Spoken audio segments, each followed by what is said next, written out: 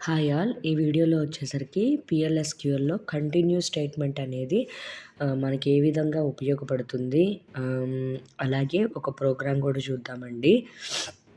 ఈ ప్రోగ్రామ్ ఏంటంటే 1-100 నంబర్స్‌లో మనకి 7 మల్టిపుల్స్ ఏవైతే ఉంటాయో అవి మాత్రమే మనము ప్రింట్ చేయాలన్నమాట. మిగిలిన వాటిని ఒమిట్ చేయాలి. ఆ ఒమిట్ చేసేటువంటి సందర్భంలో కంటిన్యూ అనేది మనకి ఎలా ఉపయోగపడుతుంది అనేది చూద్దామండి ఈ ప్రోగ్రామ్ అనేది రాస్తూ.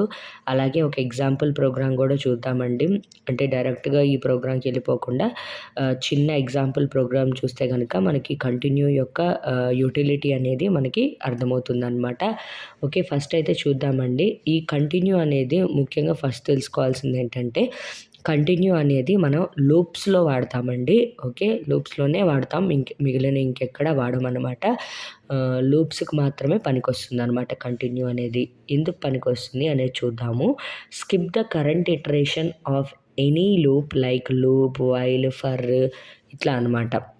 ఓకే, మనకి లూప్స్‌లో మనకి ఇటరేషన్స్ జరుగుతూ ఉంటాయి కదండీ. అంటే కంటిన్యూయస్‌గా ఫర్ లూప్‌లో గానీ, వైల్ లూప్‌లో ఉన్నటువంటి స్టేట్మెంట్స్ కంటిన్యూయస్‌గా ఒక ఇటరేషన్ తర్వాత ఇంకొక ఇటరేషన్ మనకి కంటిన్యూయస్‌గా మనకి జరుగుతూ ఉంటాయి.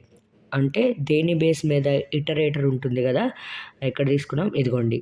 ఐ వాల్యూ 1 ఉన్నప్పుడు ఒక ఇటరేషన్, ఐ వాల్యూ 2 ఉన్నప్పుడు ఒక ఇటరేషన్, 3 ఉన్నప్పుడు ఒక ఇటరేషన్, 4 ఉన్నప్పుడు ఒక ఇటరేషన్, 5 ఉన్నప్పుడు ఒక ఇటరేషన్. ఇట్లా మనకి కంటిన్యూయస్‌గా ఇటరేషన్స్ అనేవి జరుగుతూ ఉంటాయన్నమాట.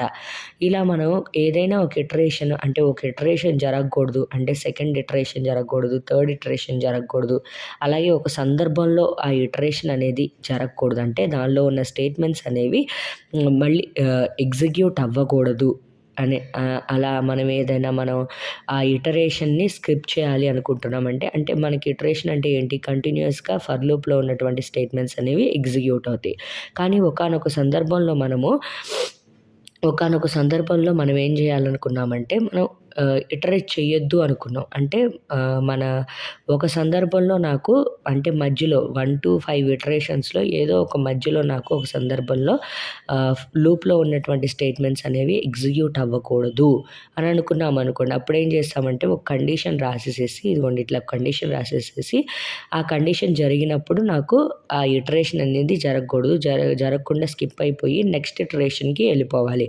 ఓకే, ఇక్కడ ఒక ఎగ్జాంపుల్ చూస్తే మీకు మంచిగా అర్థమవుతుందండి. ఇక్కడ చూడండి, నేను ఒక ఫర్ లూప్ రాసుకున్నాను. ఆ ఫర్ లూప్ 1-5 టైమ్స్ అనేవి ఇటరేట్ అవుతుందనమాట.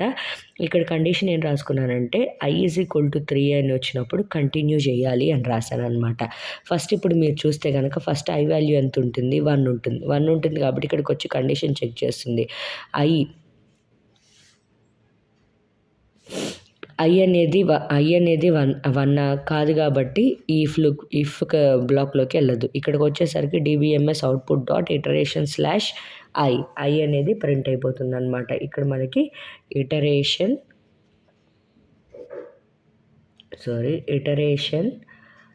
యాష్ 1. ఓకే, తర్వాత మళ్ళీ లూప్ పైకెళ్తుంది. i = 2 అవుతుంది. అప్పుడు i = 3 కాదు కాబట్టి ఈ బ్లాక్‌లోకి వెళ్ళదు. మళ్ళీ ఇది ప్రింట్ చేస్తుందనమాట. Iteration ash 2. ఆ తర్వాత ఐ వాల్యూ 3 అవుతుంది. 3 అయిన తర్వాత ఐ వాల్యూ ఇక్కడ 3 అవుతుంది. 3 అయిన తర్వాత i = 3 అవును కాబట్టి ఇఫ్ బ్లాక్‌లోకి వచ్చి కంటిన్యూ అనే స్టేట్మెంట్ ఎగ్జిక్యూట్ అవుతుంది. కంటిన్యూ అనే స్టేట్మెంట్ ఎగ్జిక్యూట్ అవ్వగానే వెంటనే మనకి కంట్రోల్ ఏమవుతుందంటే పైకెళ్ళిపోతుంది. అంటే కింద ఇవేం ఎగ్జిక్యూట్ చేయదు. వెంటనే కంట్రోల్ పైకెళ్ళిపోయి ఇప్పుడు ఐ వాల్యూ ఎంతుందో దానికి ఆ ఇటరేషన్ జరగకుండా వేరే ఇటరేషన్ తీసుకుంటుంది. అప్పుడు ఐ వాల్యూ ఏమవుతుంది, 4 అయిపోతుంది. 4 అయిపోయిన తర్వాత మళ్ళీ ఇక్కడ చెకింగ్‌కి వస్తుంది. i = 4 = 3 కాదు కాబట్టి ఇఫ్ బ్లాక్‌లోకి వెళ్ళకుండా ఈ స్టేట్మెంట్ అనేది మనకి ఎగ్జిక్యూట్ అవుతుంది.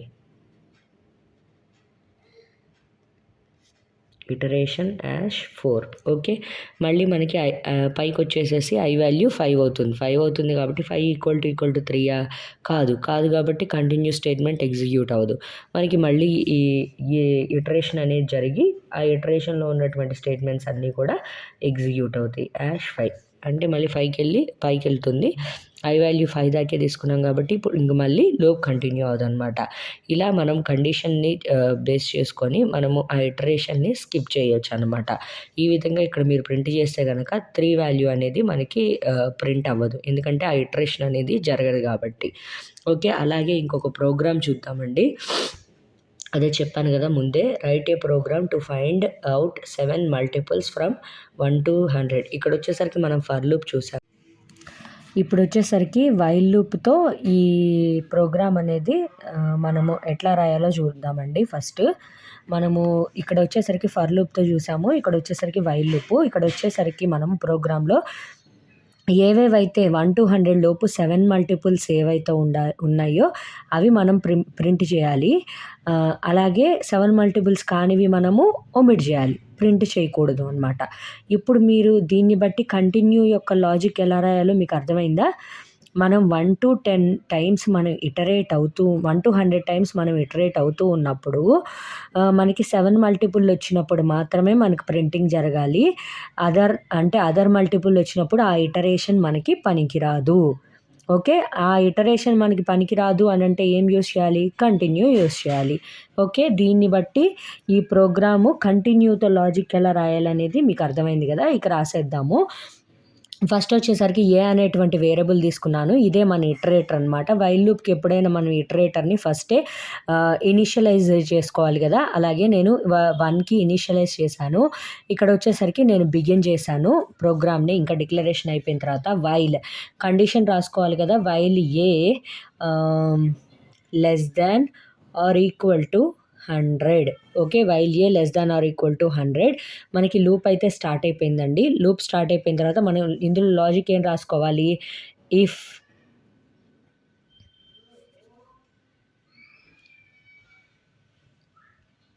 ఏ పర్సంటైల్ 7. ఓకే, ఇక్కడ వచ్చేసరికి మనము ఒకవేళ ఈక్వల్ టు రాసుకున్నాం అనుకోండి, అంటే పర్సంటేజ్ అంటే మనకు వచ్చే నెంబర్ 7తో డివైడ్ అయితే ఏం జరగాలి? డివైడ్ అయితే అది స్టేట్మెంట్ ప్రింట్ చేయాలి. కాకపోతే కంటిన్యూ అవ్వాలి, అంటే ఎల్స్ స్టేట్మెంట్కి వెళ్ళాల్సి ఉంటుంది అనమాట ఇలా రాసుకుంటే. అలా కాకుండా మనము డైరెక్ట్గా if A percentile 7 not equal to 0 అంటే ఏ పర్సంటైల్ 7 అంటే రిమైండర్ 7తో డివైడ్ చేసినప్పుడు రిమైండర్ అనేది 0 అనేది రాకపోతే అప్పుడు మనం ఏం చేయాలి? కంటిన్యూ చేయాలి. ఓకే, కంటిన్యూ చేయాలి. ఒకవేళ దీనిలోకి వెళ్ళలేదండి, ఇఫ్ కండిషన్ అనేది ఫెయిల్ అయిందనుకోండి, కంటిన్యూలోకి వెళ్ళదు. ఇఫ్ కండిషన్ ఫెయిల్ అయిందంటే ఏంటి అర్థము?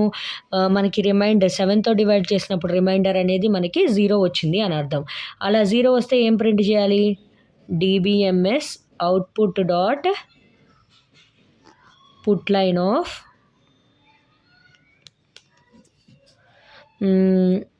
ఏ వాల్యూ ఏ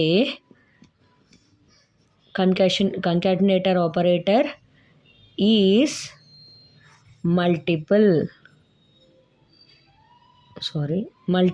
of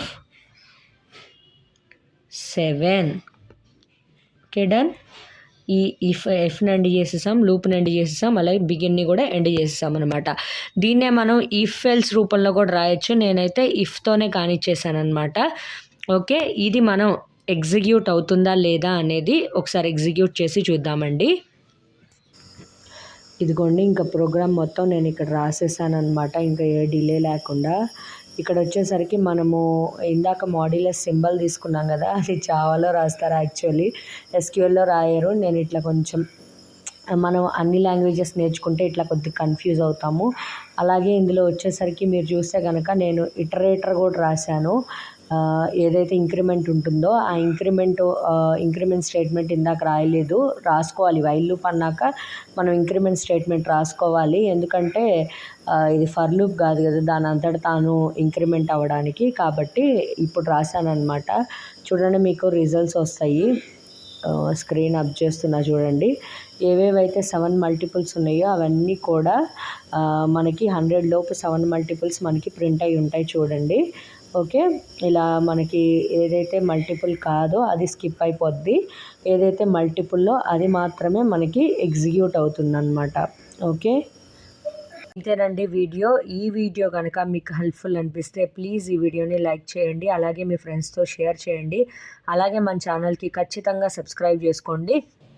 మన ఛానల్లో ఎస్క్యూఎల్ వీడియోస్ అంటే బేసిక్స్ నుంచి కూడా ఉంటాయి అన్నమాట. ప్రతి ఒక్క కమాండ్ నేను టచ్ చేశాను ఎస్క్యూఎల్లో. మీరు అవి చూడొచ్చు. ఫస్ట్ ఆఫ్ ఆల్ ఏవైనా డౌట్స్ ఉంటే కనుక. అలాగే పిఎల్ఎస్క్యూఎల్ వీడియోస్ ఖచ్చితంగా చూడండి. అలాగే మీకు జావా రిలేటెడ్ వీడియోస్ కావాలన్నా కూడా నా ఛానల్లో ఉన్నాయండి. అవి కూడా వాచ్ చేయండి. అలాగే మీకు ఏమైనా వ్లాగ్స్ కావాలి, కుకింగ్స్ కావాలంటే అవి కూడా ఉన్నాయి. అవి కూడా వాచ్ చేయండి. ఎందుకంటే ఇవన్నీ కూడా నా ఇంట్రెస్ట్ అండి. కుకింగ్, లైక్ ఈఎస్క్యూఎల్ కానీ, ప్రోగ్రామింగ్ లాంగ్వేజెస్ టీచ్ చేయటం, ఇవన్నీ కూడా నా ఇంట్రెస్టే. నా ఇంట్రెస్ట్ అన్నీ కూడా నా ఛానల్లో ఉంటాయి. ప్లేలిస్ట్ రూపంలో ఉంటాయి. మీకు వేటిల్లో ఏవి ఇష్టం లేకపోయినా ప్లేలిస్ట్ వదిలేసి ఏది ఇష్టమో ఆ ప్లేలిస్ట్ని మీరు చూసుకోవచ్చు అనమాట. ఓకే, అంతేనండి ఈ video. Okay, thank you all.